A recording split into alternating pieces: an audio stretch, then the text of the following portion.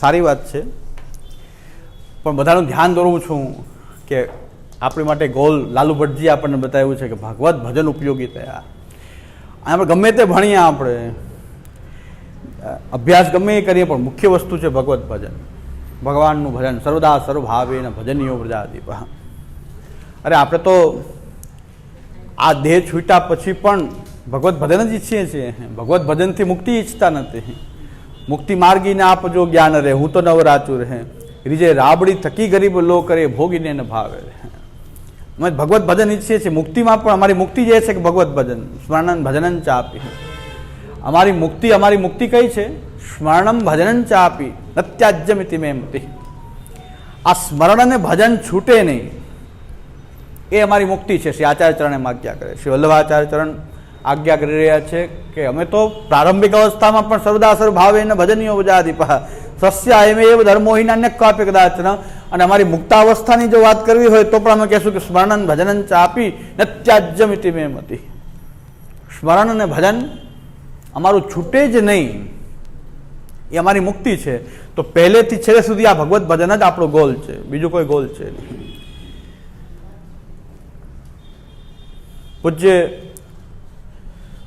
ધર્મપિતૃચરણ અને ગુરુવર્ય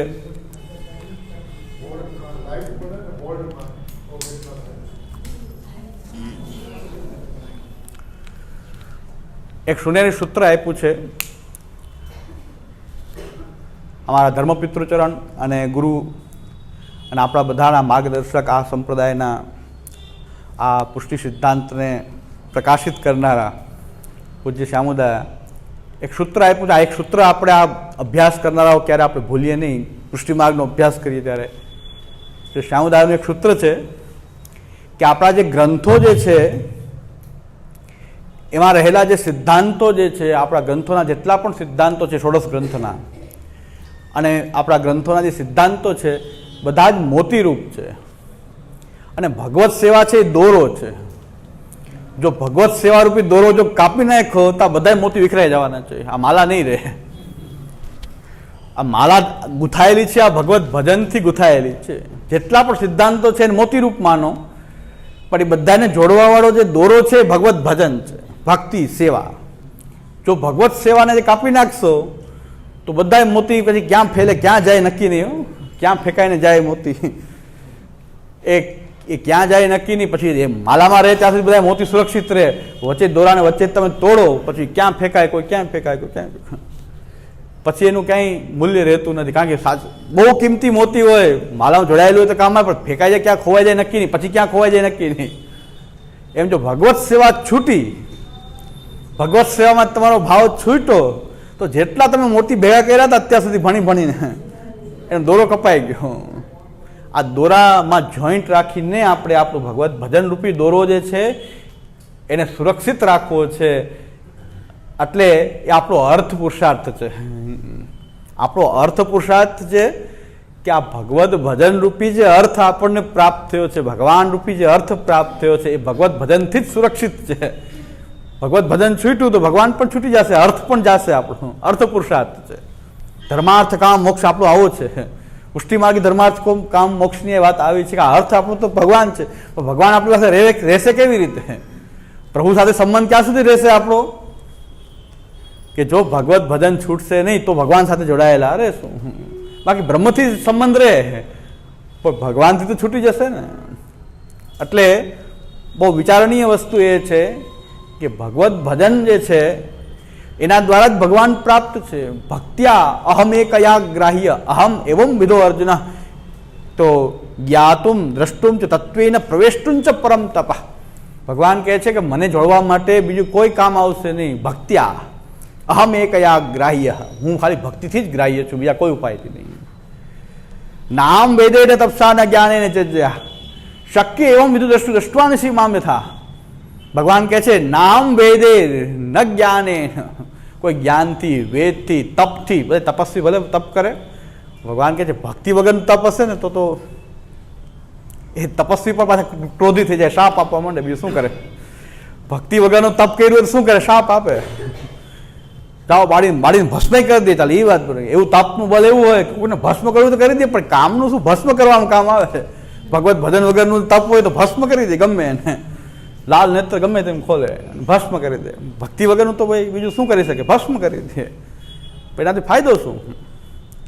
ભગવત ભજન એવો દોરો છે. આ ભલે મને એક વાત ઘૂંટવાની આદત છે, આ ઘૂંટવું કામનું છે એટલે ઘૂંટી રાખે. કે આ કેસેટ શું પકડાઈ ગઈ છે મગજમાં, કંઈક કે આ ગાડી આગળ વધે જ નહીં. એટલે શ્રી મહાપ્રભુજીની પણ કેસેટ એવી પકડાયેલી છે. હું હમણાં બતાવીશ કે મહાપ્રભુજીની પકડાયેલી છે કેસેટ. એ મહાપ્રભુજીને આ વસ્તુ પકડાઈ ગઈ છે બરાબર. લાલુ ભટ્ટજીએ તો મુદ્દો છેડી દીધો શરૂઆતથી જ. પ્રમેય રત્નાનો બધા ભણતા હશે, પણ અહીંથી કોઈ મુદ્દો છેડો મને એમ લાગે લાલુ ભટ્ટજીએ જે છેડો છે ભગવત ભજન ઉપયોગી તયા પ્રપંચ સ્વરૂપ જ્ઞાનસ્ય તદૈવ વિવિચ્યતે. તો પ્રપંચ સ્વરૂપનું જ્ઞાન અમે કાંઈ જગતને જાણવા માટે નહીં, પણ ભગવત ભજનમાં કેમ એનો સંબંધ થાય એટલે જાણવું બહુ જરૂરી છે. અને એકવાર પ્રપંચને જો ભગવાનના રૂપમાં જાણી લીધું તો ભાઈ તમને કોઈ એમ કહે ને તમે પથ્થરની પૂજા કરો તો કાંઈ નહીં, પથ્થર એ બ્રહ્માત્મક છે, પથ્થર પણ બ્રહ્માત્મક છે. તો પ્રપંચ આખું બ્રહ્માત્મક છે તો અમારી મૂર્તિ કેમ બ્રહ્માત્મક ન હોઈ શકે? કોઈ ચિંતાની વાત નથી. તો ક્યારેય ભજનમાં અવિશ્વાસ ઉત્પન્ન નહીં થાય. જગતને જો બ્રહ્માત્મક જેને કરતા એમ ગણાય શું છે, 25 વર્ષથી સેવા કરતા હોય અને કોક એવા પાકા બાપા આવી જાય કે આ તમારા ચિત્રજી છે આ તો છાપેલા છે, ન ચાલે. તો 25 વર્ષનું ભગવત ભજનનું કરવું શું? ભગવત ભજન થયું કે આ છાપેલા ચિત્રજી છે એ ન ચાલે, હસ્તકલમના હોય તો જ ચાલે. 25 વર્ષમાં અભાવ ઉત્પન્ન થઈ જાય તરત જ.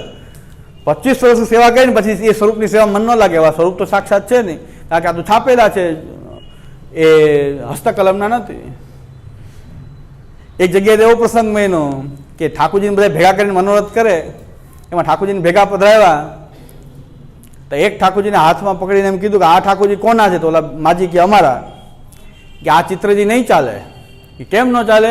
કે આ ચિત્રજીની પાછળ ખીલી છે, ખીલીવાળા ચિત્રજી ન ચાલે. તો માજીને કીધું આ તો મારા પરંપરાથી બિરાજે છે, આ ખીલીવાળા તો મને ખબર હતી પાછળ ખીલી છે. એ માજી મારી પાસે આવ્યા કે આનું શું કરવું? આ મારા ઠાકોરજીને હવે કરવું શું? ખીલીવાળા છે. આ પ્રપંચ સ્વરૂપનું જ્ઞાન ન હોય તો આ ખીલી મુશ્કેલી કરાવી દે. પાછળ ખીલી ભરાવેલી છે કે એ ન ચાલે. એક તો ઠાકોરજીને ભેગા પધરાવવા એ જ મોટો ગુનો છે પહેલી વાત. તો એ તો ચાલુ થઈ ગયું, પણ પછી એ સ્વરૂપમાં તમને વિશ્વાસ તૂટી જવો એ સૌથી મોટો ગુનો છે, અપરાધ થઈ ગયો. કે તમને એ સ્વરૂપમાં વિશ્વાસ ન રહે. તો આપણે એટલે જ મેં કીધું ભગવત ભજનમાં બાધક તત્વ શું છે? એટલે પ્રપંચથી શરૂઆત કરી છે. બ્રહ્મથી થવી જોઈએ શરૂઆત. બ્રહ્મ પરમાત્મા ભગવાનથી શરૂઆત થઈ જાય ને બદલે પ્રપંચથી શરૂઆત કરી. મહાપુરુષ સત્પ્રકરણથી શરૂઆત કરે છે. કારણ કે તકલીફ આમાં જ છે કે ખીલીને ભગવત રૂપ જોવું એ કઠિન છે. છાપેલા ચિત્રજી, હવે આપણે છાપેલા ચિત્રજી હોય કે હસ્તકલમના હોય, તમે ચિત્રની સેવા કરો છો કૃષ્ણની સેવા કરો છો.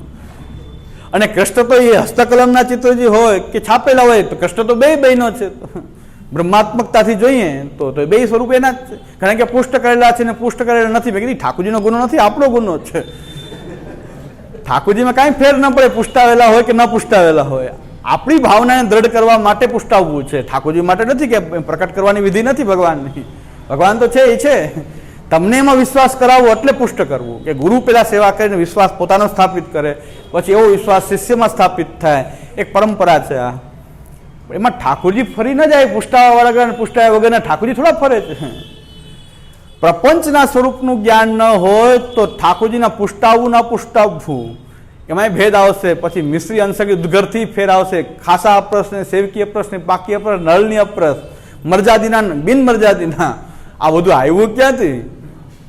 જગતને બ્રહ્માત્મક ન જાણવાથી પછી ભગવાનના સ્વરૂપનું જ્ઞાન ન રહે. ભગવાનના હાથમાં પણ તિરોહિત થઈ જાય. અનસખડીના ઠાકોરજી, સખડીના ઠાકોરજી, સખડી અનસખડી ઠાકોરજી હોય છે. ઠાકોરજી સચ્ચિદાનંદ છે. મારે ક્યાં સખડી છે? અનસખડીથી બહેનો છે. એ સચ્ચિદાનંદ છે. તો સચ્ચિદાનંદ છે એની બદલે અનસખડીનો ઠાકોરજી કેવો હોય? મોંથાનો ઠાકોરજી, મોથરીનો ઠાકોર, આખો મોંથા મોથરી લે. એક મરજાદીની અમે ભોગ ધર્યું તો મને કે આ ઠાકોરજીને ખાલી અનસખડી ધરવું, અહીં દૂધઘર ધરવું, અહીં સખડી ધરવું. મેં કે એમ કેમ કરવાનું? મને કે આપણને કાયમી ટેવ ન હોય તો એ ન ફાવે. એને અનસખડી રોકતા હોય તો આપણે આજે સખડી ન ધરાય, એને કાયમી આદત ન હોય. આ બ્રહ્મ છે કે આદતવાળો છે કે છે શું? આમ બ્રહ્મ સંબંધ થયું નથી. બ્રહ્મ સંબંધ થયું હોત તો અંશકી સકી ભૂગોળમાં ઠાકોરજીમાં આદત હોય? એ તો બ્રહ્મ પહેલા તમે બ્રહ્મ રૂપે જાણો. અક્ષર બ્રહ્મનો સંબંધ તમને એટલે જ પહેલા કરવામાં કે આવી માથાકૂટ આગળ થશે જો બ્રહ્મ સંબંધ વ્યવસ્થિત. તમારે મેં કીધું વ્યવસ્થિત બ્રહ્મ સંબંધ થયું નથી, ડીએનએમાં ફોલ્ટ છે. સેવા કરવા માંડ્યા પણ પહેલા તો ડીએનએ તમારે ચેક કરવું પડશે કે પુષ્ટિમાં બ્રહ્મ સંબંધ થયું કે નહીં. આ ડીએનએ ટેસ્ટ તો આ છે કે આમાં કંઈ પહેલે જ ફોલ્ટ છે કાંઈ કે તમે આ સેવા કરવા માંડ્યા 50 વર્ષથી સેવા કરો પછી એમ કહ્યું કે અંશકરીન ઠાકોરજી, દુર્ગન ઠાકોરજી, સકરીન ઠાકોરજી, તો કાંઈ ડીએનએમાં આપણો ફોલ્ટ આવી ગયો કે આપણે બ્રહ્મરૂપ જાણીને પહેલાં તો આપણે ભક્તિમાં પ્રવૃત્ત થવાનું હતું. બ્રહ્મ સંબંધ થઈને કાં દેવાળાની ભૂલ કાં લેવાળાની ભૂલ, પણ છે કાંઈ ગોટાળો કોનો હોય કંઈ ખબર નથી. એટલે ડીએનએ ટેસ્ટ કરવું પડે ને. ડીએનએ ટેસ્ટ ક્યારે કરવું પડે કે ખબર ન પડે શું છે આ. તો આ દેવાવાળાનો ફોલ્ટ છે કે લેવાવાળાનો ફોલ્ટ છે કે શું છે આ? પણ ચાલે છે ગરબા ગોટો આજે વર્ષોથી. આવો ગરબા ગોટો ચાલે છે, પણ પ્રમેય રત્નાણો ભણીએ તો આવો ગોટો નથી. કમસે કમ જે પ્રમેય રત્નાણો ભણી લે લાલુ ભટ્ટજીનું અને શાસ્ત્રાર્થ પ્રકરણ શ્રી મહાપ્રભુજી ભણે તો આ ડીએનએના જે ફોલ્ટ છે નીકળી જાય, બ્રહ્મ સંબંધ સાચું થઈ જાય. બ્રહ્મ સંબંધ કરનાર સર્વેશામ દેહ જીવયો હો સર્વદોષ નિવૃત્તિ, આ બધા દોષો નીકળી જશે જો બ્રહ્મ સંબંધ થઈ ગયું બરાબર. તો અક્ષર બ્રહ્માત્મક જગતને જાણી લીધું તો પછી ચિંતાની કોઈ વાત નથી. કોઈ આપણો વિશ્વાસ ડગાવી શકે નહીં કે આ ભગવાન નથી. અક્ષર બ્રહ્મમાં એ સ્થિત થઈને બિરાજતો પ્રભુ છે. તો અક્ષર બ્રહ્મ બધે છે તો કૃષ્ણ બધે હોવો જોઈએ, સર્વવ્યાપી હોવો જોઈએ, ગમે ત્યાંથી પ્રકટ થઈ શકે, એનું ધામ છે. એટલે આપણને એનું રેસિડેન્ટ મળી ગયું, ભગવાન ધામ મળી ગયું. હવે આની બહાર તો એ જવાનો નથી. એક એનું ઠેકાણું એડ્રેસ મળી જાય ચિંતા ન હોય કે હવે આ બરાબર જગ્યાએ આવી ગયા. બ્રહ્મ સંબંધ થઈ ગયો એટલે હવે એને પ્રકટ થવામાં કોઈ વાંધો નથી. બ્રહ્મ સંબંધ જો વ્યવસ્થિત ન થાય તો જ તકલીફ થાય. બ્રહ્મ સંબંધ કરનાર સર્વેશામ દેહ જીવયો હો સર્વદોષ નિવૃત્તિ, એનું ધામ હાથમાં આવી ગયું. હવે અહીંથી બહાર તો ગમે ત્યારે પ્રકટ થવો જોઈએ, પણ અહીં જ થશે, બીજે ક્યાંય નહીં થાય. એ નિશ્ચિત છે. કારણ કે હવે ઘણા છે ને, આ તો લૌકિક ઉદાહરણ છે, ઠાકોર સાથે સરખામણી ન કરી શકાય. લૌકિક ઉદાહરણ છે કે કોઈ પૈસા લઈને કોઈનું ઉઠવણું કરીને ભાગી ગયું, પણ એનું સ્થાન હાથમાં આવી ગયું કે તો પછી ખબર અહીંથી નીકળવું તો અહીંથી જ છે, અહીં બેસી જાઓ. સવાર સાંજ અહીંથી બહાર જવાનું નથી, કારણ કે એનું ધામ હાથમાં આવી ગયું ને. એકવાર ઉઠવણું કરીને ભાગી ગયો હોય, ઉઘરાણી કરવી હોય તો ક્યાં ગોતવું પહેલાં તકલીફ પડે. એકવાર રેસિડેન્ટ મળી જાય ને કે અહીંયા જ છે, ભલે અંદર 10 કલાકે નીકળે પણ આપણે બહાર બેસી જાઓ. આમ એનું નીકળ્યા વગર છૂટકો નથી. ધામ હાથમાં આવી ગયું, વાત પૂરી થઈ ગઈ. હવે અહીં બેસી જવાનું છે, અહીં નીકળવું તો પડશે જ અહીંથી. પછી જો અહીંયા બેસી ગયો એને પૈસા આપી દે, કારણ હવે તું જા, તને તારા કેટલા છે લઈ જા, બાકી બીજાને કહેતો નહીં. બીજાને ના કહેતો, બાકી તારા લઈ જા કાકા. 10 દિવસ માથે ચોખ્ખી જમાઈને બેસી જાય તો નીકળવું તો પડે ને. કંઈ ક્યારેક ઘરમાંથી તો નીકળવું. પછી અહીંયા જ અલોપ છે, પણ છે આટલામાં જ છે. કારણ કે આપણને ખ્યાલ આવી ગયો. શ્યામુદાય પણ એ જ આજ્ઞા કરે છે કે મહાપ્રભુજી મળી ગયા ને એટલે વિશ્વાસ થઈ ગયો, હવે ભગવાન બીજે ક્યાંય જઈ શકે. કારણ કે મુખ છે, મુખ ચમકાવી દીધું ભગવાન. હવે તો કૃષ્ણ મળવામાં કોઈ વાર નથી. એટલે સર્વોત્તમજીથી કૃષ્ણ ધરામતા સ્વાદ સિદ્ધિ રત્ન સંશય થશે. કારણ કે મુખ પ્રકટ થઈ ગયું છે, મુખ દેખાઈ ગયું તો પછી એનું શ્રીઅંગ આખું સ્વરૂપ ત્યાં જ હોય, બીજે ક્યાંય ન. કારણ મુખ ચમકાયું જરાક ભગવાન, એકવાર મુખ દેખાઈ ગયું બસ હવે અહીંયા જ હોય. એકવાર આપણે જોઈ જાય કે અહીંયા જ છે બસ. હવે પછી મહાપ્રભુજીના માર્ગ ઉપર ચાલી એટલે મળશે અહીંયા જ, બીજે ક્યાંય નહીં મળે. કારણ કે કૃષ્ણનું મુખ છે આ તો આચાર્ય ચરણ. આચાર્ય ચરણ મળી ગયા તો ભગવાન બીજે કૃષ્ણ ક્યાં જાય? તો હવે ક્યાંય જવાનું એનું બીજું કોઈ ઠેકાણું જ નથી. કારણ કે એ તો મુખ આવી ગયું ભગવાન, એ મુખ પ્રગટી ગયું. સામુદાયિક ભાવના સર્વોત્તમજીમાં બતાવે છે કે ભાઈ સંતા કોકડી રમતા હોય ને જરાક કોક મોઢું ચમકાવી દે એટલે ત્યાં જ ગોતી દે, અહીંયા જ છે. સંતા કોકડીમાં જરાય છોકરાઓને ઓલા ગોતતા ન મળતો હોય ને તો પછી થોડુંક મોઢું ચમકાવે. આ મોઢું દેખાડે, મોઢું દેખાડે પકડાઈ જાય, થપ્પો થઈ જાય. એમ ભગવાને મોઢું દેખાડ્યું આપણને, આચાર્ય ચરણના રૂપમાં મોઢું દેખાઈ ગયું. એટલે હવે કૃષ્ણનો થપ્પો, હવે કૃષ્ણ બીજે ક્યાંય મળે નહીં. ગમે હવેલીમાં ગોતવાની જરૂર નહીં, ક્યાંય ગોતવાની જરૂર નથી. મહાપ્રભુજીનો જે માર્ગ સિદ્ધાંત હશે ત્યાં હશે. એ મહાપ્રભુજીના માર્ગથી ભલે છુપાઈ જાય તો છુપાઈને જશે ક્યાં? આચાર્ય ચરણ છે ત્યાં જ એ બિરાજ છે. કારણ કે એનું મુખ છે. આ તો ભગવાનનું મુખ દેખાઈ ગયું છે અમને કે બસ આ એનું મુખ છે. અને આ કૃષ્ણ સેવાનો જે સાગર પ્રકટ થયો છે એ આચાર્ય ચરણથી જ પ્રકટ થયો છે, આનંદ રૂપથી પ્રકટ થયો છે. આનંદાત્મક એક સાગર પ્રકટ થયો છે ભગવત સેવાના રૂપમાં. એક આચાર્ય ચરણનું જે વિસ્તારવાળું રૂપ છે ભગવત સેવા, સાક્ષાત મહાપ્રભુજી જ છે. કૃષ્ણ સેવા એ પોતે જ મહાપ્રભુજી, કૃષ્ણ સેવા એ જ મહાપ્રભુજી. કારણ કે એનો વિસ્તાર છે. અને આપણા આચાર્ય ચરણનું સ્વરૂપ પણ શ્રી ગુસાઈજી એમ જ વર્ણન કરે છે કે આપણા આચાર્ય ચરણ કેવા છે કે મહાપ્રભુજીને ક્યાં શોધવા? બેઠકજીમાં શોધવા, ક્યાં શોધવા? તો કહે છે સ્ફૃત કૃષ્ણ પ્રેમામૃત રસ ભરણાથી ભરેતા વિહારાન કુરવાણા બ્રજપતિ વિહારાબ્દિશુ સદા. એ તો બ્રજપતિના સેવા કથાનો જે વિહાર રૂપ સમુદ્ર છે, બસ એમાં જ વિહાર કરી રહ્યા છે. વિહારાન કુરવાણા ભગવત એ વિહાર કરી રહી આ મૂર્તિ છે શ્રી આચાર્યચરણ. સેવાના કથાનો જે સાગર જ્યાં પ્રકટ થયો છે એમાં વિહાર નિત્ય કરનારા શ્રી આચાર્યચરણ છે, એની બહાર ક્યાંય છે નહીં. તો સેવા કથાનો જે સાગર છે એ આપણું ભગવત ભજન અને એ આચાર્યચરણનું સ્વરૂપ છે, એમાં જ વિહાર કરનારી મૂર્તિ જે છે એ શ્રી વલ્લભ છે, બાકી બીજે ક્યાંય વિહાર નથી કરતી. તો શ્રી આચાર્યચરણનું જે સ્વરૂપ જે છે કૃષ્ણની સેવા એ આચાર્યચરણનું સ્વરૂપ છે. તો કૃષ્ણ સેવા લીલા નિત્ય કરકે જગત સબે તૃણ તુલ્ય ધરામ વ્યાસદાસ की यही प्रतिज्ञा गोविंद कृपा ते पाऊं.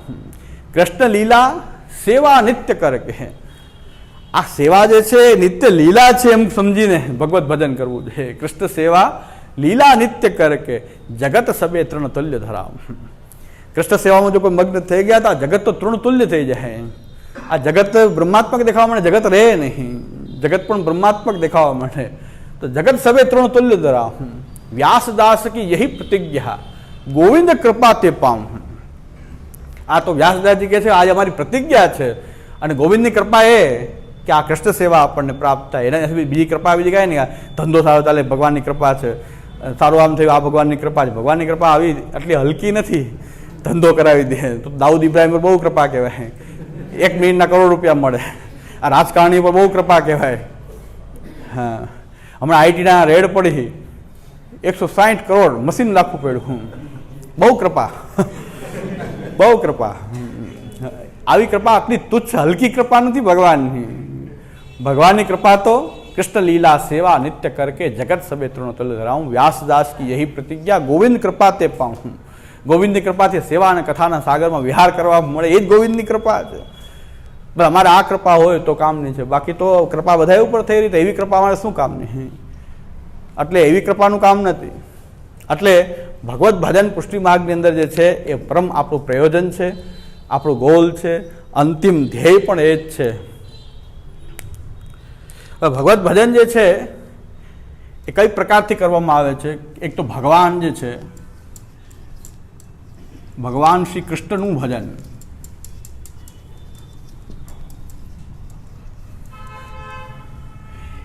એ કૃષ્ણના જે પાસા જે છે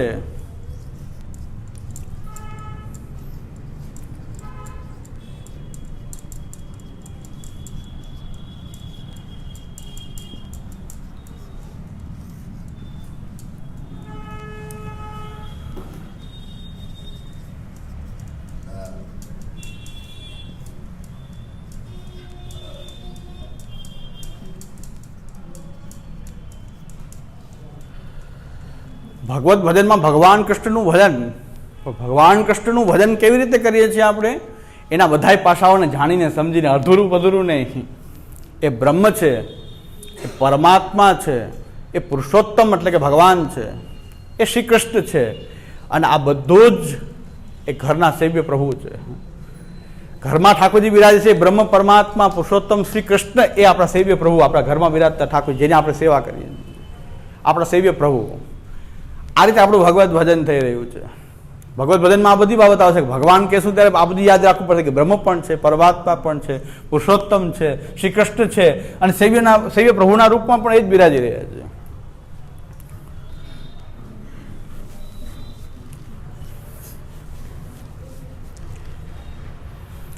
હવે આ બ્રહ્મથી શરૂઆત કરી અને પરમાત્મા સુધી પહોંચી જવું આ જ્ઞાન માર્ગ છે.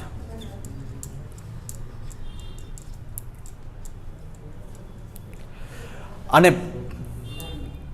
પરમાત્માથી પુરુષોત્તમ સુધી પહોંચી જવું ભક્તિ માર્ગ છે.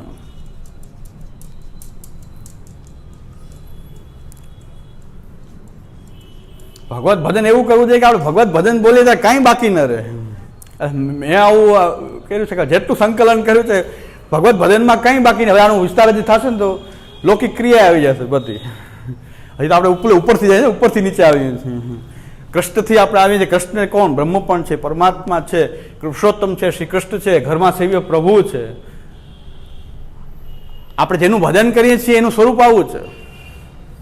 ઘરમાં બિરાજતો ઠાકોરજી શ્રી કૃષ્ણ પણ છે, એ પરાત્પર તત્વ પુરુષોત્તમ છે, એ સર્વવ્યાપી પરમાત્મા છે, કણ કણમાં વ્યાપ્ત પરમાત્મા છે.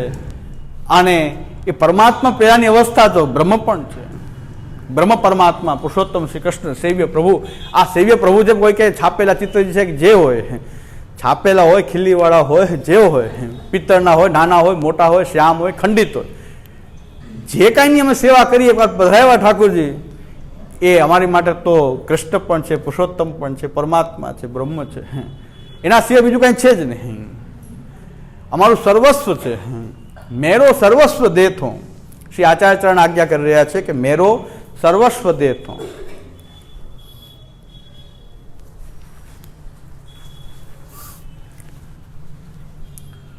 અમારી માટે સર્વસ્વ આ જ છે.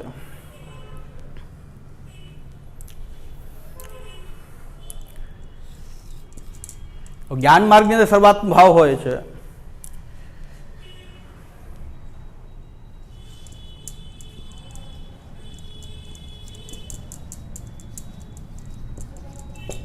જ્ઞાન માર્ગ એમ કે જગતમાં જે કાંઈ દેખાઈ રહ્યું છે બધે બ્રહ્મને જોવો, એ જ્ઞાન માર્ગ છે. જ્ઞાન માર્ગની અંદર જગતમાં બધે બ્રહ્મને જોવો, જે કાંઈ જગતના પદાર્થો છે એ બ્રહ્માત્મક છે, એ જ્ઞાન માર્ગ છે. ભક્તિ માર્ગ કેવો છે કે શ્રી કૃષ્ણમાં બધું જ જોવું, એ ભક્તિ માર્ગ છે. શ્રી કૃષ્ણમાં એટલે ભગવાનમાં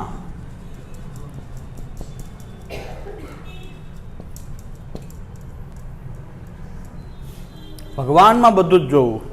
યોમામ પશ્યતિ સર્વત્ર સર્વંચ મયી પશ્યતિ તસ્યાહમ ન પ્રણશ્યામિ સતમે ન પ્રણશ્યતિ. આ ભક્તિ માર્ગી દ્રષ્ટિ, આ જ્ઞાન માર્ગી દ્રષ્ટિ, જગતમાં બધે બ્રહ્મને જોવો, એ જ્ઞાન માર્ગ છે. જ્ઞાન માર્ગમાં જે કાંઈ દેખાઈ રહ્યું છે જગતના સતરાત્રમાં બ્રહ્મને જ જોવો. અને ભક્તિ માર્ગી શું કહે છે? આગે કૃષ્ણ, પાછે કૃષ્ણ, હિત કૃષ્ણ, ઉત કૃષ્ણ, જીત દેખો તિત કૃષ્ણમય. અમે કૃષ્ણમાં બધું જગત જોઈ રહ્યા છીએ. જે કાંઈ છે અમારું તો આ કૃષ્ણ જ છે, કૃષ્ણમાં જ બધું જ છે. ભક્તિ માર્ગમાં તો એ શ્રી કૃષ્ણમાં બધું જ જોવું, એ ભક્તિ માર્ગી દૃષ્ટિ છે. આ જ્ઞાન માર્ગ અને ભક્તિ માર્ગ બે પાછા ભગવાનના ચરણ છે.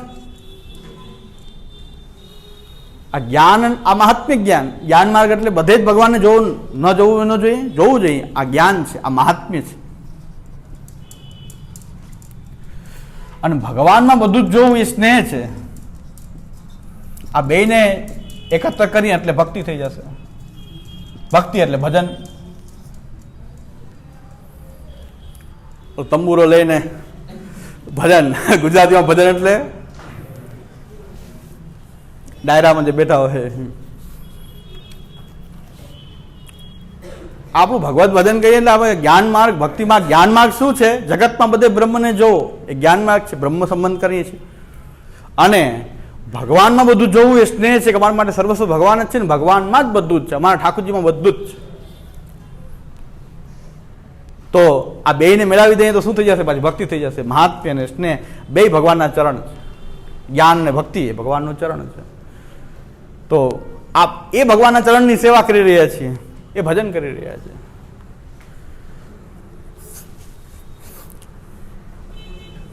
શ્રી ગુસાઈજીનો ઉત્સવ છે. ગુસાઈજીનું વચન વિદ્વન મંડળમાંથી ભગવત ભજન માટે શ્રી ગુસાઈજીનું વચન લઈએ. શ્રી ગુસાઈજીની વાણી આપ સાક્ષાત બિરાજી રહ્યા છે, વાણીથી આપ સાક્ષાત બિરાજે છે શ્રી ગુસાઈજી આજ્ઞા કરે છે વિદ્વન મંડળમાં કે નિજ નિસર્ગ પ્રભુ શ્રી ગોકુલેશ્વર ચરણ કમલ દાસ્ય મેવ સ્વધર્મ.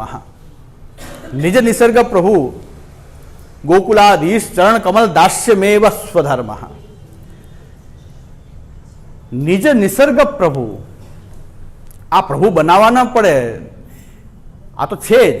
અંશ અંશી હોવાને કારણે નિજ નિસર્ગ છે, કુદરતી છે. તમે માનો તો સારી વાત છે, ભક્ત છો, ન માનો તો આસુર છો. આસુરી લોકો ન માને એટલો જ ફેર છે, બાકી છે તો એનાય ભગવાન, તો એનાય પતિ છે. આસુરી લોકોને પતિ તો ભગવાન છે, પણ એ માનતા નથી. દેવી હોય માની લે છે.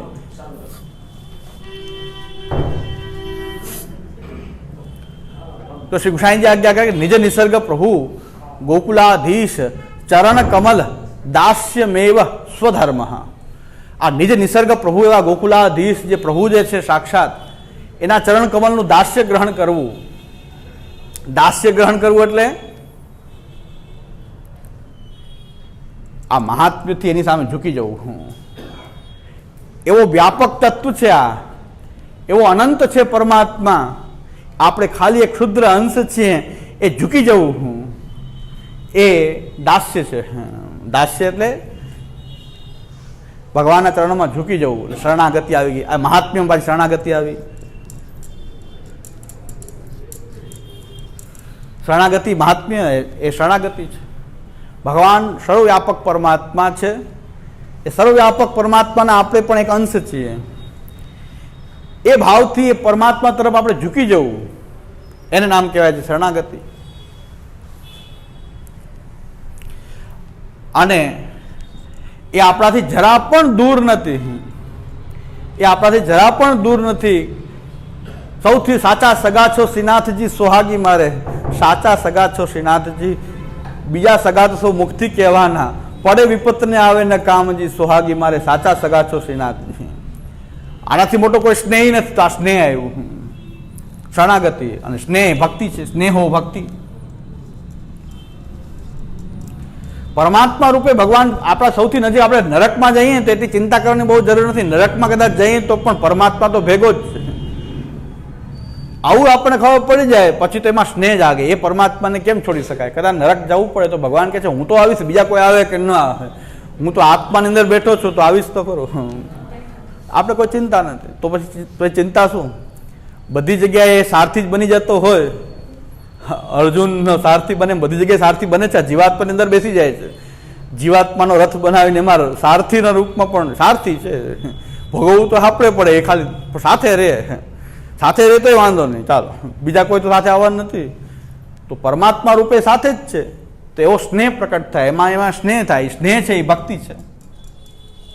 શરણાગતિ પૂર્વકનો સ્નેહ એ ભક્તિ.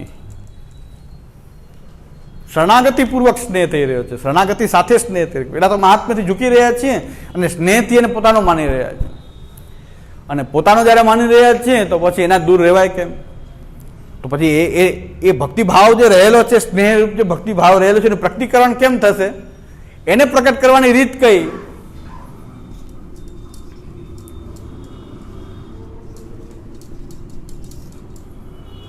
ભગવત સેવા.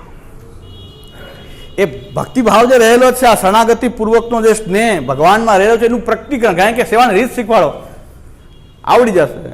એટલું સમજો કે તમારી અંદર જે એના પ્રત્યેનો જે ભાવ છે એનું પ્રકટીકરણ માત્ર છે આ સેવાનો પ્રકાર. એ આચાર્યચરણો વ્યવસ્થિત આપણને આપ્યો છે પ્રકાર.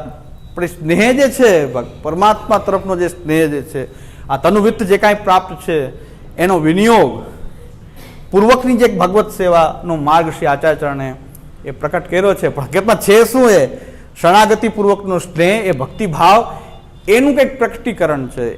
એને તમે વ્યક્ત કરી રહ્યા છો એ પરમાત્માની સામે. તમને જેવી રીતે વ્યક્ત કરતા આવડે રીતે કરો, એ ભગવત સેવા છે.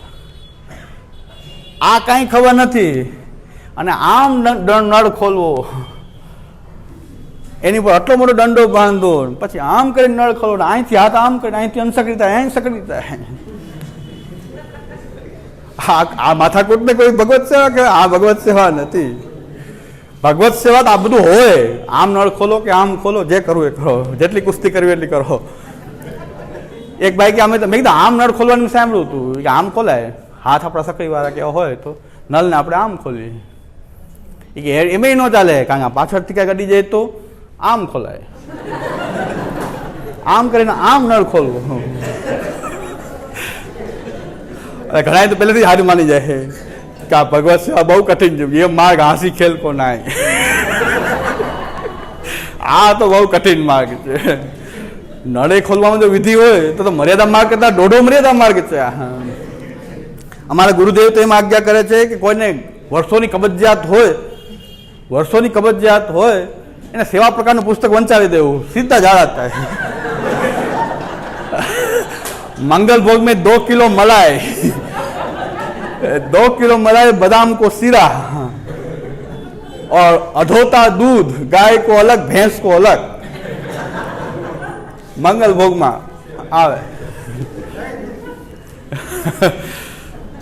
પુષ્ટિ માગ તો આજ પુષ્ટિ માગ, આહા, મલાઈ, માખણ, મિશ્રી, ખોવા, અધોરા દૂધ, એટલે એકદમ અધોતું દૂધ એટલે કે 5 લીટર મૂક્યું તો 2.5 લીટર થઈ જાય ત્યાં સુધી ઉકળતું રહેવું એટલું, અને એ પીએ.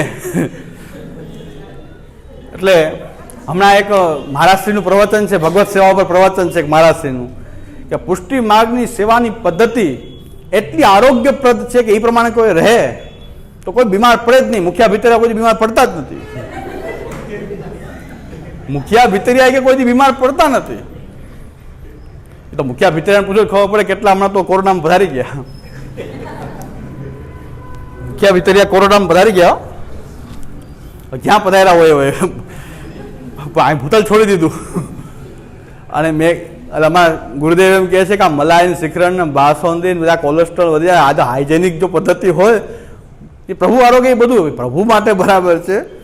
તમે જો આ મલાઈ, ખોવાન, શ્રીખંડ, બાસુંદી સવારથી શરૂઆત કરશો તો વહેલા પધારી જશો. હા, ભૂતલ ઉપર નહીં રહેવાય. એટલે હા, હાઇજેનિક સાથેનો કોઈ સંબંધ નથી. આ તો ભક્તિભાવનું પ્રકટીકરણ છે. જેના ઘરમાં ખૂબ ગાયો હતી, ખૂબ ભેંસો હતી, તો એનો દૂધ ઠાકોર વિનિયોગ કરવા માટે આ છે.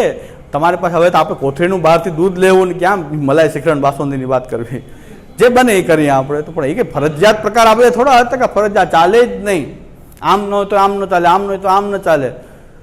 એટલે આ વાત તો છે. ચાલો, એ નથી એવું નથી, રાગભોગ શૃંગાર નથી, પણ સાવ છેલ્લી બાબત તેની પહેલી બનાવી. એમ મુખ્ય વસ્તુ તો આ છે, શરણાગતિપૂર્વક સ્નેહ, ભક્તિ, એને તમે વ્યક્ત કરો પોતાના પરમાત્માની સામે કે તમારી વસ્તુ તમને હું અર્પણ કરી રહ્યો છું. જે કાંઈ મારી પાસે છે એ આપનું છે, આપને હું સમર્પિત કરી રહ્યો છું, અને દાસ તરીકે હું એનો ઉપભોગ કરીશ. મારી પાસે હું રોટલી શાક ખાઉં છું, હું આપણે રોટલી શાક ભોગ ધરીશ, અને એમાં ભાવના કરીશ, આપણે વ્રજની યાદ અપાવીશ કે યશોદાજી જે રીતે માખણ, મિશ્રી, દૂધ, મલાઈ, શ્રીખંડ, બાસુંદી જે છે કીર્તનો બોલશું, અમારી પાસે હોય તો ધરશું, નહીં તો શાક રોટી ધરશું, પણ મારું જે કાંઈ છે એ આપની સેવામાં પહેલાં સમર્પિત છે, અને હું દાસ તરીકેનો ઉપભોગ કરીશ.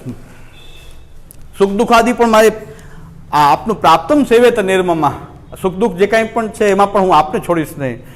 મારા સુખ દુઃખ પણ આપના છે, મારા સુખમાં પણ આપણે ભાગીદાર છે, દુઃખમાં પણ છો જ આપ.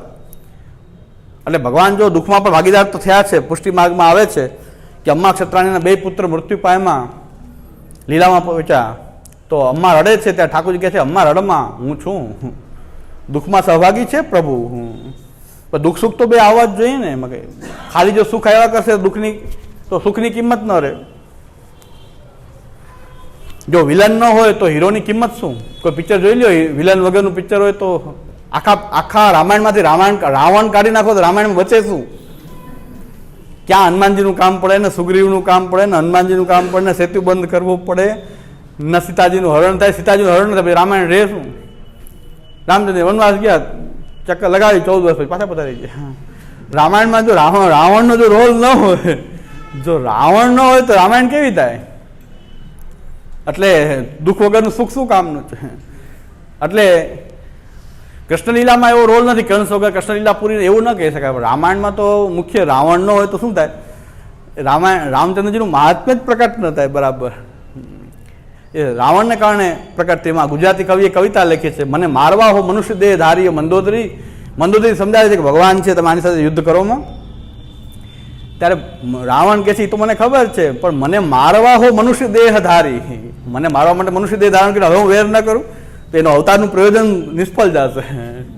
એટલે હવે તો મારે એની સાથે લડવું છે. એ લીલા ભાવથી જ લડે છે એવું કવિ કહે છે, રામાયણકાર નહીં, પણ એ કવિની કલ્પના છે, ગુજરાતી કવિ. તો ગુજરાતી કવિ એમ કહે છે કે મને મારવા હો મનુષ્ય દેહ ધારી. મંદોદરી સમજાય છે, મંદોદરી કહે છે આ ભગવાન છે, મને પહેલાં ખબર છે કે ભગવાન છે, પણ મને મારવા માટે મનુષ્ય દેહ ધારણ કર્યો છે, તો હવે મારે યુદ્ધ કરવું જોઈએ, એની સાથે લડવું જોઈએ, મરવાનું એના હાથે જ મરવું છે મારે. હવે તું એ મને સમજાવે છે કે આ ભગવાન છે લડોમાં, હા એ હવે શક્ય નથી. હવે તો આ લીલા થવા જ દો. તો રાવણનો બહુ મોટો રોલ છે. રાવણ વગર રામાયણમાં કંઈ પછી રસ ન રહે. રાવણ ભગવાનનું જે મહાત્મ્ય પ્રકટ થાય છે, રાવણનો રોલ તો છે. એમ દુઃખ હોય તો સુખની કિંમત થાય, બાકી સુખ આવ્યા કરે તો પછી કંટાળી જવાય, કરવું શું? દુઃખ ને સુખને બેનું આ પાછા છે. પણ દુઃખમાં પણ ભગવાન એમ કહે છે કે હે હું છું, અમ્મા રડમાં હું તો છું ને. 2 છોકરા પહોંચી ગયા પણ હું છું. દુઃખમાં ભાગીદાર, સુખમાં તો આપણે હોઈએ છીએ, 56 ભોગ રોગાવીએ, કુંવારા રોગાવીએ, વિવાહ આપણા ઘરમાં લગ્ન હોય તો આપણે ઠાકોરજી વિવાહ ખેલ મનાવે, સુખમાં તો ભાગીદાર બનાવે, પણ દુઃખમાં પણ એ આપણને બીજું કોઈ આશ્વાસન ન આપે તો પ્રભુ તો છે, પ્રભુ તો રહેવાના જ છે, એ આપણને છોડશે નહીં. એ સ્નેહનું પાસું છે. અને એ પરમાત્માથી સ્નેહ કરી અને ભક્તિ કરીએ છીએ અને એ પૂર્વક આ બધું સમજીને આપણે જ્યારે ભગવત સેવા કરીએ છીએ એ આપણું ભગવત ભજનનો એ પ્રકાર છે.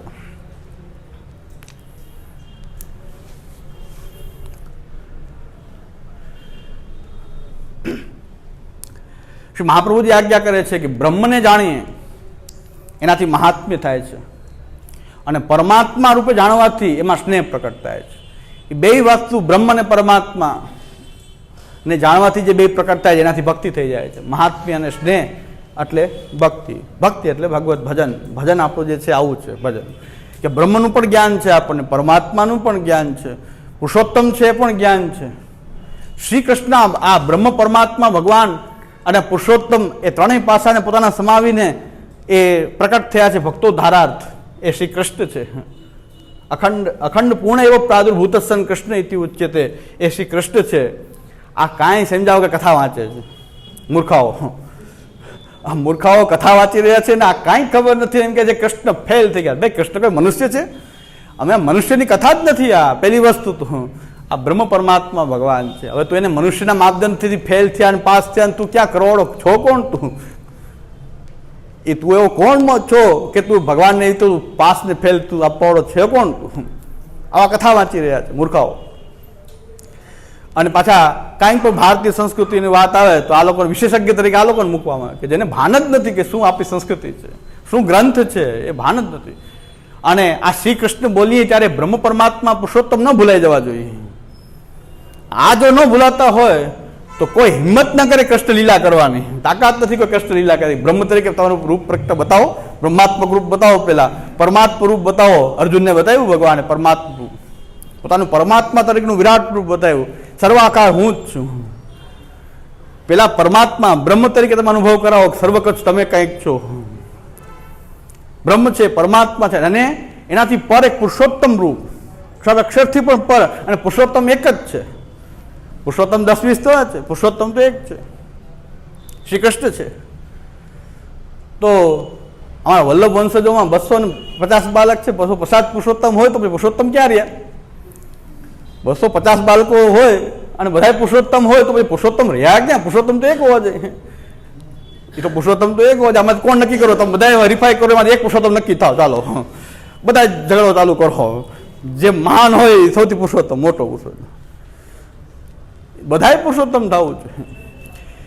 આશ્ચર્યની વાત એ છે ગોસ્વામી બાળકોમાં એવા વિભૂતિ બિરાજે છે, ભૂતલને અલંકૃત કરી રહ્યા છે. ખરેખર કે આ ફેસબુકમાં પોતે પ્રકટ થયા છે, ન પ્રકટ થયા હોત તો કંઈક માન રહેત કે કાંઈક ભણેલા છે, કાંઈક બુદ્ધિ છે. આમાં ફેસબુકમાં પ્રકટ થઈ ગયા તો બુદ્ધિનું એવું નિકંદન કર્યું કે જોવાની ખૂબી એ છે કે ગોસ્વામી બાળકોમાં 3 ગોસ્વામી બાળકો એવા છે કે એમ કહી રહ્યા છે કે અમે પુરુષોત્તમ નથી. 3 જણા એવા છે, એ નામ દેવાની જરૂર નથી. 3 એ કે 3 બાળકો એમ કહી રહ્યા છે, 258 કે 250 જે કાંઈ છે એમાંથી 3 જણા એમ કહી રહ્યા છે કે અમે પુરુષોત્તમ નથી. એટલે એ લોકો પુરુષોત્તમ નથી, બાકી બધા અમે પુરુષોત્તમ છીએ. એટલે શ્યામુ દાદા, શરદ દાદા, હું એ 3 બાળકો ના પાડે છે ને કે પુરુષોત્તમ નથી, તો એને મૂકી દો. અમે તો છીએ, અમે તો છીએ, પુરુષોત્તમ છીએ. એટલે આ ફેસબુકમાં પ્રકટ આવા રત્ન બિરાજે છે અને તોય ગુરુ તરીકે પૂજાય છે. અહો મોહસ્ય મહાત્મ્યા. આ તો ગજબનો મોહ છે કે શિષ્યને હજી મોહ છે કે આ સાક્ષાત પુરુષોત્તમ છે. આવા પુરુષોત્તમ હોય ઉપલો માળ જ નથી, જે સચ્ચિદાનંદની બદલે જ્ઞાનનો એક છાંટો નથી અને સચ્ચિદાનંદ પુરુષોત્તમ કહી રહ્યા છે. અહો મોહસ્ય મહાત્મ્યા. આ ખરેખર મોહનું કંઈક મહાત્મ્ય છે, કોઈ એમ હજી એને પુરુષોત્તમ માની રહ્યા છે. એટલે આવા પુરુષોત્તમો બિરાજે છે. એટલે આપણે એવું મોહિત ન થાય. કૃષ્ણ સિવાય કોઈને પુરુષોત્તમ માનવાની આવશ્યકતા, કોઈની તાકાત નથી કે કૃષ્ણ સિવાય કોઈ પુરુષોત્તમ હોય. કારણ કે બ્રહ્મનું પાસું બતાવો, વિરાટ રૂપ બતાવો, પરમાત્મા તરીકે વિરાટ રૂપ બતાવો અને બધાથી અતીત થઈને બતાવો, પુરુષોત્તમ રૂપ તમારું બતાવો. પછી શ્રી કૃષ્ણનું નામ લેજો. પેલા એના આ પાસાની ખબર હોય તો કોઈ કૃષ્ણ થવાની હિંમત જ ના કરે. પરમાત્મા રૂપ બતાવો. ચાલો પેલા દર્શન કરાવો. અર્જુનને તો કરાવ્યું ભગવાને તો મુખમાં બતાવી દીધું પોતાનું વ્યાપક રૂપ. પરમાત્મા રૂપ ભગવાને મુખમાં બતાવ્યું છે, યશોદાજીના ગોદમાં બિરાજીને બતાવ્યું છે. હવે માયાવાદીઓને સારા કહેવા પડે, કારણ કે અહમ બ્રહ્માસ્મિ કહે છે, એ સારા કહેવા પડે. તમે તો અહમ પુરુષોત્તમસ્મી, અહમ કૃષ્ણોસ્મી, તમે તો ડબલ ટ્રબલ ચોગલ માયાવાદી છો, 4 ગણા માયાવાદી છો. આ માયાવાદી એક માયાવાદી બ્રહ્મ અહમ બ્રહ્માસ્મિ કહે છે, એ તો કોઈક અંશે સીધે થઈ જાય છે. પણ તમે તો શ્રી કૃષ્ણ કહો છો, પોતાને શ્રી કૃષ્ણ, પોતાને કૃષ્ણ કહો છો, અને હું આનો વિરોધ કરું કે આ પુરુષોત્તમ નથી, આ કહે છે ને એટલે નથી. સાચી વાત છે, અમે તો ચોખ્ખું કહે છે નથી જ પુરુષોત્તમ. નામ પછી પડી ગયું છે, તો હવે નામ તો જટાશંકર હોય તો માથા વાળ જ ન હોય એવું છે. નામ તો પડી ગયું છે તો પડી ગયું છે, પણ નામ એવા ગુણ હોય તો શું જોઈએ.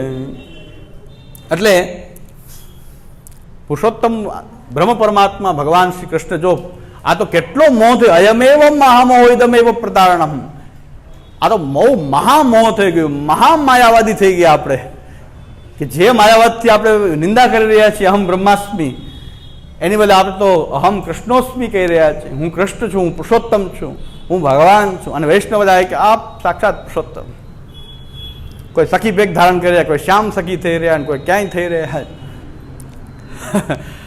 અને કોઈ મુકુટ કાથી ધારણ કરી રહ્યા છે, કોઈ હાથમાં બંસરી રાખી રહ્યા છે. આસારામને ભારે પડી ગયું આ કૃષ્ણ બનવું. આસારામ કે મને બહાર કાઢો એક વાર, તો હવે કે લીલા ન બતાવો, કાઢો એકવાર મને. આસારામને બધી લીલા બતાવી ભારે પડી ગઈ. એને એમ કે હું થાઉં કૃષ્ણ, પણ બહુ ભારી પડી ગયું કૃષ્ણ થવું. કારાગૃહમાંથી ભગવાન તો બહાર નીકળ્યા, કારાગૃહમાંથી નીકળાતું જ નથી.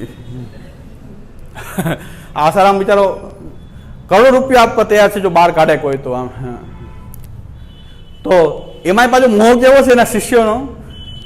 ગુરુ પૂર્ણિમા દિવસે જેલની બહારથી આરતી કરી લે, જેલના દરવાજાની અંદર બિરાજે છે ને પુરુષોત્તમ, જેલના દરવાજાની આરતી કરી લે, અંદર બિરાજે છે ને. આ તો ધામ મળી ગયું, વ્યાપક રૂપ અદ્વૈત બ્રહ્મ છે, તેજોમય કહેવાય. આ કારાગ્રહ તેજોમય છે, અંદર બિરાજે છે પરમાત્મા. અયમેવ મહામોહ ઇદમેવ પ્રતારણમ યદ કૃષ્ણમ ન ભજેત પ્રાજ્ઞ શાસ્ત્રાભ્યાસ પરકૃતિ. શ્રી આચાર્ય કહે છે કે શાસ્ત્રાભ્યાસ કરીને કોઈ કૃષ્ણ ભજન ન કરે, આ તો મહામોહ થઈ ગયો. અયમેવ મહામોહ ઇદમેવ પ્રતારણમ યદ કૃષ્ણમ ન ભજેત પ્રાજ્ઞ પ્રાજ્ઞ શાસ્ત્રાભ્યાસ પરકૃતિ. શાસ્ત્રાભ્યાસ કરીને કૃષ્ણને કોઈ ન ભજતો હોય તો આના જેવો મૂર્ખ કોઈ નથી, કે શાસ્ત્રાભ્યાસ કર્યા પછી જો કૃષ્ણને ન ભજતો હોય તો. એટલે પુષ્ટિમામાં ગ્રંથો, ષોડશ ગ્રંથ આવ્યા, પાસ ક્યારે કહેવાય કે કૃષ્ણ ભજનમાં પ્રવૃત્ત હોય. અમારા ત્યાં તો એવો મત ચાલે જુનાગઢમાં કે સેવાનો પ્રકારનો વિસ્તાર કરશો તો પછી અધ્યયન ક્યારે કરશો. એટલે સેવા સૂક્ષ્મ કરો, અધ્યયન ખૂબ કરો.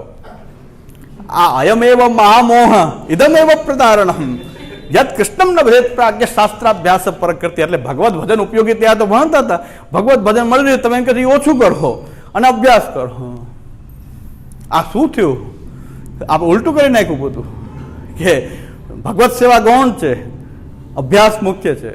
પછી મેં આખું કેલ્ક્યુલેશન બતાવ્યું કે સેવા કદાચ પૂરેપૂરી કોઈ સેવા કરે, 2 ટાઈમ જો સેવા આપણો પ્રકાર કરે તો 3 કલાક 4 કલાક સવારે થાય, 2 કલાક 1.5 કલાક 2 કલાક સાંજના થાય, તો 4 ને 2 6 કલાક થઈ, 24 કલાકમાં પૂરી. કદાચ જેની જેવી અનુકૂળતા હોય, 1 કાલમ 2 કાલમ 3 કાલમ, જેને જેમ કરવું હોય, પણ કદાચ પૂરેપૂરી સેવા કરે 6 કલાક 8 કલાક 24 કલાક હોય, 24 કલાકમાં 8 કલાક કે 6 કલાક ભગવત ભજન સેવા થઈ, બાકી વધી તો જેટલી કલાક વધી 18 કલાક વળી, 18 કલાકમાં 6 કલાક સૂઈ જાઓ તો 12 કલાક વધે. તો 12 કલાકમાં તમારે વ્યાવૃત્તિ કાઢો, 6 કલાક 8 કલાકની વ્યાવૃત્તિ કાઢો. એમ કેમ નથી કહેતા કે વ્યાવૃત્તિનો સમય ઓછો કરશું, ટીવી જોવાનું ઓછું કરશું, બા શાક લેવા જાય 10 કલાક સુધી વાતો કરતા હોય, શાક લેવા ગયા 1 કલાક કાપશું, એમ નહીં, સેવા ઓછી કરો, ભગવત સેવા ઓછી કરો. અરે ભાઈ શાક લઈને ઘરે જલ્દી આવી જાઓ, કલાક ન ઊભું રહેવાય ભગવત ભજન કરવું હોય તો ત્યાં કલાક ઊભું રહેવાય, એમાં વાંધો નથી. ગ્રંથના ક્લાસમાં જાય, હાથમાં થેલી લઈને ક્લાસ કલાકનો, કલાક 1.5 કલાક બારું બાબુ વાતું કરે.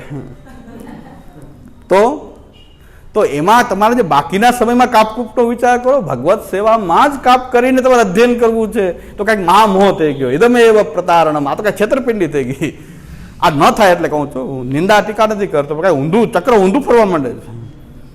ભાઈ સેવા કરો જેટલી બને એટલી, ઓછું કરે તો મારાથી ઓછી થતી હોય, કોઈ વધારે કરતો હોય તો આનંદથી કરો.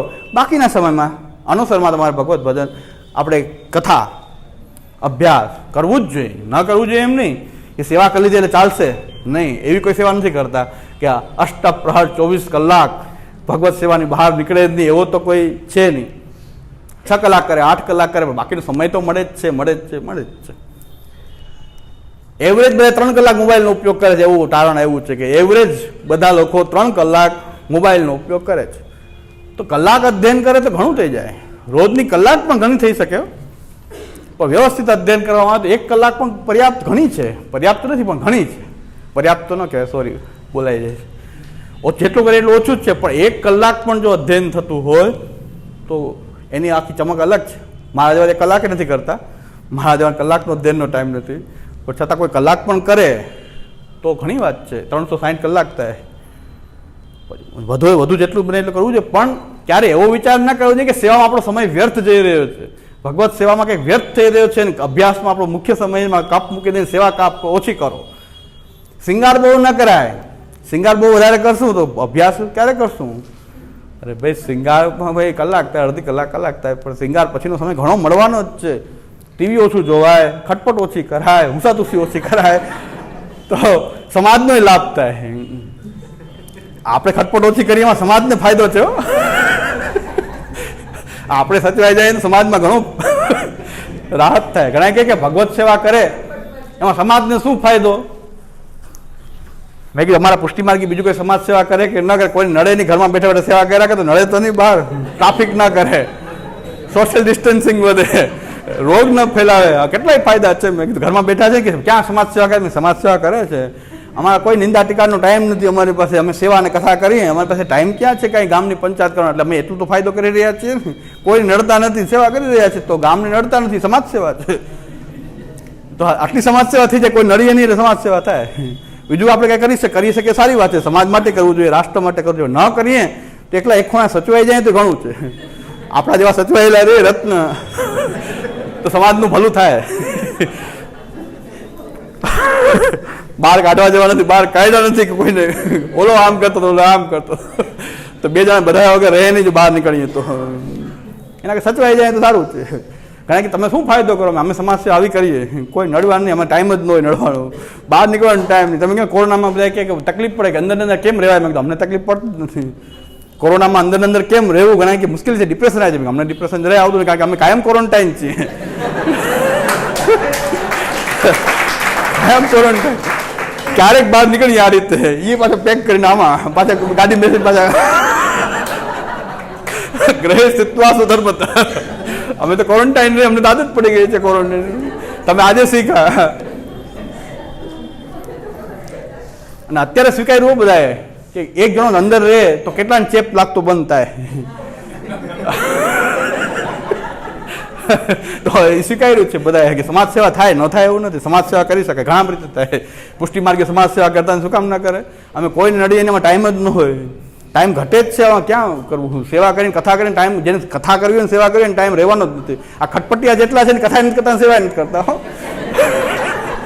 ખાલી અધ્યયન, અમે અધ્યયન કરીએ, કાંઈ કરતા નથી, ખટપટ જ કરો છો. અધ્યયન નથી કરો. અધ્યયન કરો ટાઈમ ક્યાં છે તમને આ ખટપટ કરવાનો? આ ખટપટિયા જેટલા છે અધ્યયન નથી કરતા, સેવાનું કાંઈ નથી કરતા, ખાલી ખટપટ જ કરે. આ બાળકો આમ કરે, ઓલા બાળકો આમ, એ તો આપણને ખબર છે. તમે જે ખરો શાંતિથી તો થાય, એ થવાનું જ છે. એ કાંઈ રોકાવાનું નથી. આપણે આખો દી ચિંતન કરવાથી ફાયદો શું છે? ક્યારેક આ પ્રસંગોપાત કરી દેવું, પ્રસંગોપાત યાદ કરાય, બાકી કાયમ યાદ કરે તો આપણે બગડી જઈએ. એટલે ભગવાનનું ભજન કરવું જોઈએ, કૃષ્ણ ભજન કરવું જોઈએ. કૃષ્ણના બ્રહ્મ પરમાત્મા ભગવાન શ્રી કૃષ્ણ, એનો જ્ઞાન માર્ગ ભક્તિ માર્ગ રૂપ ચરણાવીને શરણાગતિ સ્નેહ એ પૂર્વક ભગવત સેવા કરવી. આખું ભગવત ભજનનું આપણું આ હજારનો વિસ્તાર ઉપરથી આવી રહ્યા છે, હવે નીચે આવીએ છીએ, હવે નીચે આવી રહ્યા છીએ, આનાથી નીચે ઉતરીએ. આ ઉપરોક્ત આપણું આ એનું સ્ટેજ છે. પછી આવે છે બીજું સ્ટેજ જે છે, એની નીચેનું ભગવત ભજન જે છે એ આપણે કરી રહ્યા છીએ. એમાં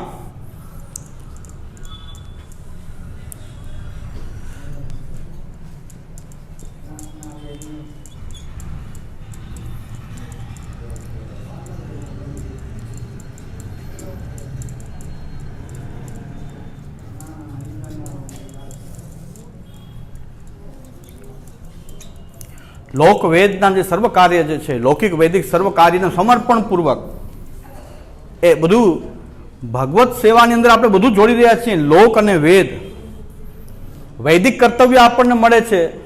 જે વૈદિક કર્તવ્ય છે આપણે સંધ્યા, સ્વાધ્યાય, એ અધ્યયન, અધ્યાપન આદિ જે વૈદિક કર્તવ્યો છે આપણા, અને લોકના આપણા ક્રિયાકલાપો જે છે, લોકના જે ક્રિયાકલાપો છે. એટલે બ્રહ્મ સંબંધ કણાત સવેશામ દેહ જેવીઓ સર્વદોષ નિવૃત્ત દોષાપન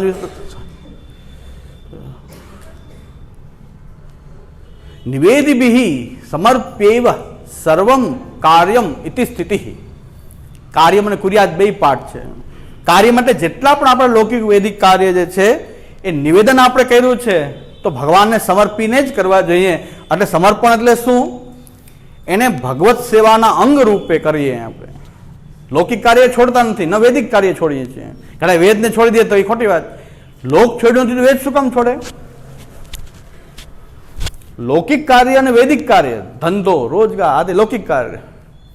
વૈદિક કાર્ય, તમને જે વૈદિક જે તમને કઈ જવાબદારી છે તમારી પર જે શાસ્ત્ર આપેલી છે, વૈદિક, બ્રાહ્મણ છો, ક્ષત્રિય છો, વૈશ્ય છો, શુદ્ર છો, જે કાંઈ પણ વૈદિક કાર્ય જે છે, લોક વેદ, એ બધું જ કાર્ય જે છે એ ભગવાનની સેવાના અંગ રૂપે કરવા જોઈએ. ભગવત સેવાના અંગભૂત કરીએ, સ્વતંત્ર નહીં. ભગવત સેવાનું આ લોકવેદના જે સર્વ કાર્યોને ભગવત સેવામાં જોડી દઈએ, એનું અંગ બનાવી દઈએ, એ પ્રકારથી ભગવત સેવા કરીએ તો આપણા લૌકિક વૈદિક જેટલા બધા જે કાર્યો જે છે એ પણ ભગવત ભજન જ છે. અંગ બન્યું તો હવે આપણે કરશું વ્યાવૃત્તિ 8 કલાક. એ 8 કલાક સેવા કરી કે નહીં, ઘણા એમ થાય કે આ તો લૌકિક કાર્ય કર્યું. અરે ભાઈ, લોકવેદનું સમર્પણની જો ભાવના છે તો 8 કલાકની વ્યાવૃત્તિ પણ ભગવત ભજન જ છે. આ તો ભગવત ભજન છે, સ્નેહ, ભક્તિ, સેવા, મહાત્મ્ય સેવા, કથા આદિ જે કરીએ છીએ. પણ લોકવેદના કોઈ કાર્ય જો ભગવત સેવાના અંગ રૂપે કરીએ તો એ પણ વ્યાવૃત્તિ પણ પાછી ભગવત ભજન થઈ. માલા લેવાની, ખાલી માલા લઈને બેસવાની જરૂર નથી. કદાચ ધંધો કરતા હશું પણ એક વસ્તુ ખાસ યાદ રાખવું જોઈએ કે વ્યાવૃત્તોપી હરૌ ચિત્તમ શ્રવણાદો નશે સદા. વ્યાવૃત્તિઓ ચિત્ત હરિમાં રાખીને લોકવેદ સર્વ કાર્ય કરવા જોઈએ. ભૂલવાનો જોઈએ કે ભગવાનનો દાસ છું. લોકવેદના કાર્ય પણ ભગવત દાસ રૂપે કરવા તો આપણી ભગવત ભજન ખંડિત નથી થતું. ભગવત ભજન લોકવેદના કાર્ય તો હવે બાકી શું રહ્યું? લોકવેદના બધા જ કાર્ય આપણે લૌકિક કાર્ય કરશું કે વૈદિક કાર્ય કરશું, એ બધું જ ભગવત સેવાના અંગ રૂપે કરીએ. પેલા અંગી હોવો જોઈએ. કારણ કે અમે તો સેવા જ કરી રહ્યા છીએ, ધંધો કરી રહ્યા છીએ, અમે સેવા જ કરી રહ્યા છીએ. પણ ભગવત સેવા ઘરમાં બિરાજતી હોય તો ને, તું એમાં સેવામાં નાહતો હોય તો ને, થોડી ઘણી સેવાની ભાવના હોય તો ને. સેવામાં ભાવના જ નહીં, અમે તો ખાલી બસ રાજભોગ સરે પછી પોતનું કરજો બરાબર અને પછી ધોતી પહેરીને પ્રસાદ લેવા બેસવું. ના ચરણ સ્પર્શની ભાવના, ના સેવાની ભાવના, ના ટેલની ભાવના. કરો વૈષ્ણવ પરદન્યા, કરો વૈષ્ણવ પરદન્યા. એટલે ધોતી પહેરીને પ્રસાદ લેવો, પરદની પહેરી અને પ્રસાદ લઈ લેવો. પોતનું વ્યવસ્થિત કરવું, પાકી મેણનું પોતનું, ખાસાની કુંડીમાં જઈને આમ કે હાથ ખાસા કરવા. પછી પાછા જૂઠાવીને બરાબર જૂઠાવીને બીડી લેવી, નકર પાછું મજા જ જાય, પાકી મજા જ જાય. બીડી તરત જ લઈ લેવી બસ. એટલે આ ભગવત ભજન નથી, કારણ કે સેવા જ નથી કરતો, ખાલી પોતના જ કરે. કરો વૈષ્ણવ પરદન્યા. પણ સેવાની ભાવના હોય, સેવાની જો ભાવના હોય તો વ્યાવૃત્તિ કરે, એમાં પણ પોતાના ઠાકોરજીને યાદ કરે કે ઠાકોરજીનો હું દાસ છું. મેં તો એવા છોકરાઓ જોયા છે, યંગસ્ટર, કે પોતે ટિફિન લઈને બહાર જાય ને ઘરે ફોન કરે કે ઠાકોરજીને રાજભોગ આવ્યા, પછી ટિફિન લે બહાર. કેટલી વ્યાવૃત્તિ હોવા છતાં, ધંધો હોવા છતાં ટિફિન સવારમાં લઈને ગયા છે, પણ ત્યાંથી એવા મેં મુંબઈમાં એવા છોકરાઓ છે, ઘરે ફોન કરે કે ઠાકોરજીને રાજભોગ આવી ગયા, રાજભોગ આવી ગયા, પછી પોતે ટિફિન ખોલીને પ્રસાદ લે. પોતે ઠાકોરજીનો પ્રસાદ હોય છતાં પણ ઠાકોરજી આપણા રાજભોગ કરે તો આ ભગવત ભજન છે. આ ભગવત ભજન કેવું પડશે આને. અને માલા હાથમાં નથી દીધી, કોમ્પ્યુટરમાં બેઠા છે, પણ એમ પૂછે છે કે ઠાકોરજી રાજભોગ આવ્યા, અને પછી પોતાના ટિફિનમાંથી પ્રસાદ લે. આ ભગવત ભજન છે, લોકવેદનું સમર્પણ છે, ભગવત સેવા અંગી છે. અને એના અંગભૂત તરીકે આપણે આ બધું લૌકિક વૈદિક કાર્ય કરી રહ્યા હોઈએ તો ભગવત ભજન ખંડિત થવાનો સવાલ જ નથી. તો લોકવેદના સર્વ કાર્યનું સમર્પણપૂર્વક એ ભગવત સેવાના અંગ બની જાય તો એ ભગવત ભજન થઈ ગયું. પણ અંગી ભૂલાવવો ન જોઈએ કે ભગવત સેવાની ભાવના હોવી જોઈએ. પછી જે રીતે રહી શકાય એમ પરિવાર સહિત સેવા કરી રહ્યા છીએ, આપણાથી વધુમાં વધુ ભગવત સેવામાં રહી શકાય એવો પ્રયત્ન કરવો જોઈએ, એવી ભાવના હોવી જોઈએ. અને પછી વ્યાવૃત્તિ કરશું તો ભગવત ભજનના અંગરૂપ વ્યાવૃત્તિ થઈ ગઈ તો ભગવત ભજન ખંડિત છે જ નહીં. 3 કલાક સેવા કરીને 21 કલાક વ્યાવૃત્તિ કરી તો ભગવત ભજન ખંડિત નથી. ભાવ કે હું પ્રભુનો દાસ છું એ ભાવ ખંડિત ન થયો તો ભગવત ભજન ચાલુ. હવે ગોપીનાથજીની પંક્તિ લાગે. હવે શ્રી ગોપીનાથજીની ભગવત ભજન માટે શ્રી ગોપીનાથજીની પંક્તિ હવે લાગે. અશૂન્ય દિવસાયામાં એ જોઈ લઉં 1 મિનિટ.